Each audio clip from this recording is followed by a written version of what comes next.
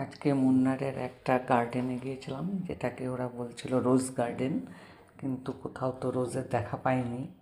নানা রকম ক্যাকটাস, নানা রকম ফুলের গাছ ছিল, খুব সাজানো গোছানো, দারুণ ভালো লাগছিল, কিন্তু সেরকমভাবে কোনো গোলাপের দেখা পাইনি।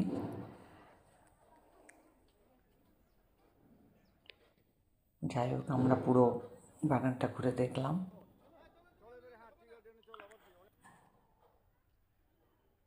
এই যে আমি আর আমার কর্তা।